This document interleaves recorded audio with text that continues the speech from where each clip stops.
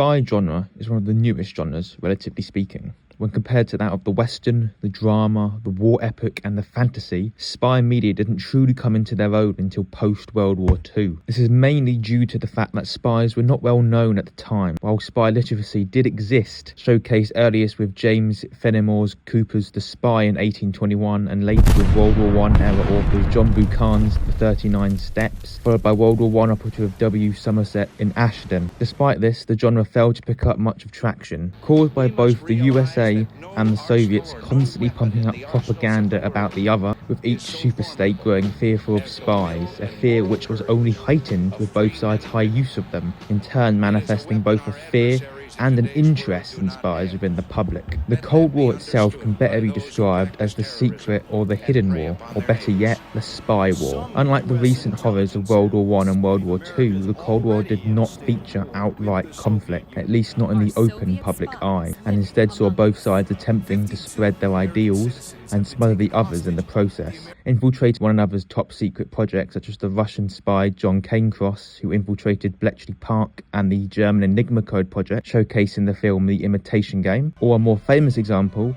the once again Russian infiltration of Los Alamos, and the atomic bomb project under J. Robert Oppenheimer, showcased in the film Oppenheimer. This was very much how the Cold War era thrived, the constant use of spies to gather information, or to stop spies, with the KGB, also known throughout the years as the Cheka, the OGPU, the NKVD and the MGB, but more notably known as the USSR's secret police, similar to that of the Nazis' Gestapo. The KGB were responsible for rooting out potential spies, traitors and leaks within the country, with their most common use methods being to bug your homes and your telephones. Because of this real-life high spy era, it would in turn give birth to the rise of its contemporary, the fictional spy genre, headed most notably by Ian Fleming's James Bond. However, this is where real-life spies and those of fiction begin to heavily diverge.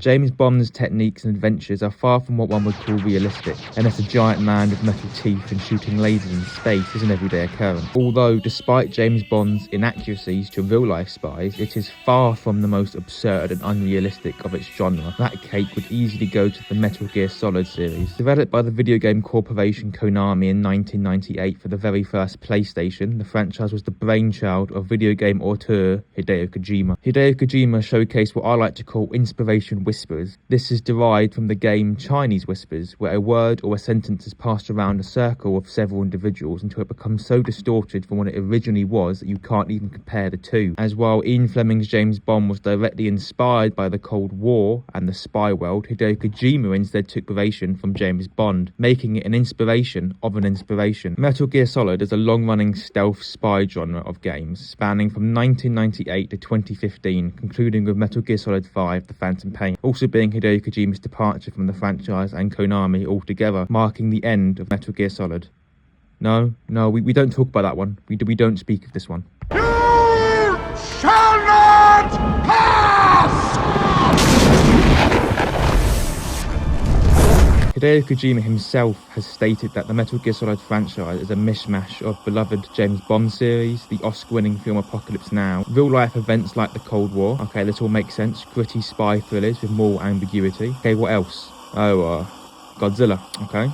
And Evangelion, of course. This all makes sense. Blend these together and you get perhaps the most furthest possible spy fiction can be from reality. First, let's define what a spy is. The most common definition of a spy or espionage specialist is a person who covertly gathers confidential and valuable information for a government or organisation through methods such as observation and infiltration, with the goal of obtaining intelligence for military, political or commercial advantage. Quite easily we can see a major difference between a real-life spy and a fictional one. A real-life spy doesn't battle entire secret organisations that rule the world behind the scenes and use nanobots to assassinate undesired individuals, nor do they battle giant metal T-Rexes while fighting a man who controls Hornet and one who controls lightning, while an evil liquid clone of yourself tries to hunt you down. In truth, a spy is far less extravagant and flashy than we would like to believe, and does not often introduce themselves by full name while meeting with the bad guys. The Bond's name.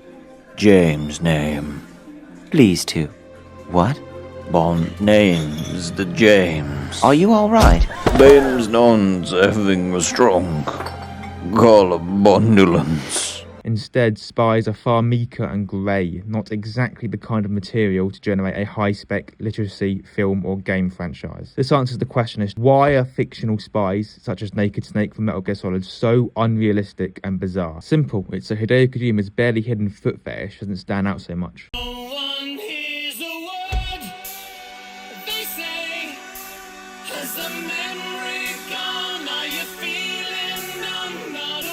While books and film can get away with a more realistic spy story than games can, they often decide against this to once again connect with a wider audience and tell a more engaging story. In contrast, games don't have this luxury since the entire purpose of the player input and addictive gameplay to surround the story. And unfortunately, a realistic spy story featuring you covertly gathering intel and secretly sending it back to your country/employers doesn't measure up to great gameplay. Thus, Metal Gear Solid was born, a game that even takes place during the Cold War, especially in its third entry, Snake Eater, taking place in a fictional region of the Soviet Union in 1964. Protagonists are also being connected to real-world spy history, with them being connected to the Brezhnev Group, and at the time, real-world organization who sought to replace Nikita Khrushchev as the leader of the USSR in favour of Leonid Brezhnev. Each fictional spy story share their fair share of quirks, one of James Bond's of course being his Bond girls, having a different foxy love interest with each film. Austin Powers is in itself being derived of other spy stories such as James Bond, only being a spoofy alternative. Metal Gear Solid is a unique blend of serious, dark, complex storytelling similar to that of James Bond. Silly humour, such as hiding in a cardboard box to sneak past enemies,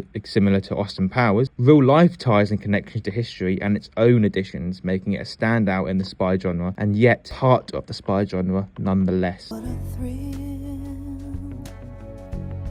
with darkness and silence through the night. What a thrill, I'm searching and I'll melt into you. What a fear in my heart, but you're so supreme.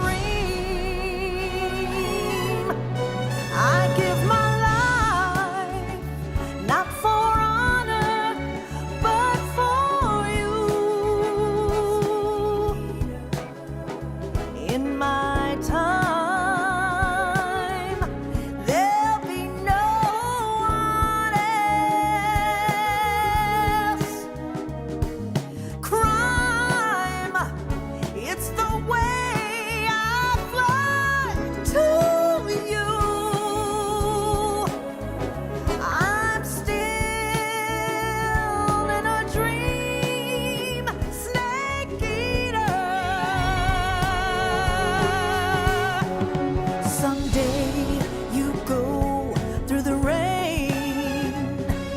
someday you'll feed on a tree frog. This ordeal, the trial